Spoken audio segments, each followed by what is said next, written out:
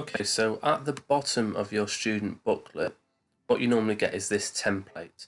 This is the statement of intent. Your centre name number, your name and your student number, and you have to submit this to your teacher.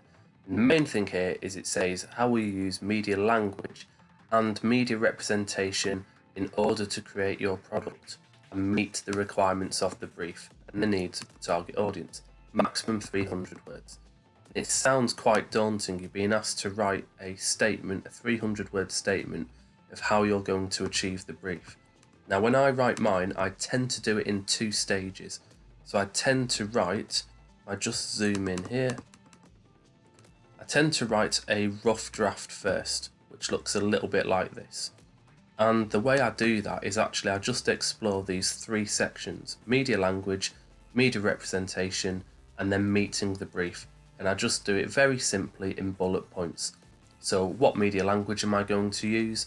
What camera shots? How will they match the conventions of the genre I've chosen? What the narrative to follow lyrics of the song? Close-ups on instruments, long shots of locations, mise-en-scène to be appropriate to the genre. Now this is really vague, but that's actually good for me. It gives me a general idea. I then need to actually do some planning. So I'll do my storyboarding, I'll do some test shots, I'll work out exactly what the song is, what the narrative is. Then I'll come back to this and I will complete a proper statement of intent that actually goes into much more detail on each of these things.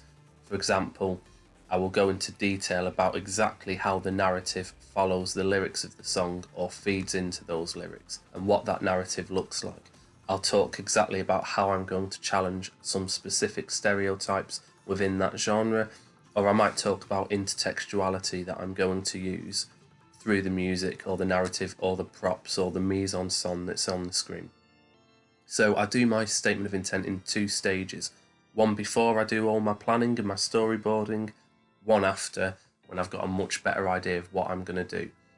Now it's really important to point out that your statement of intent will probably change in compared to what you actually do. So what I mean is your final product might not look like your statement of intent, and that's absolutely fine. In fact, I'd expect that to be the case because opportunities will present themselves, things will change, and you might get ideas as you're going.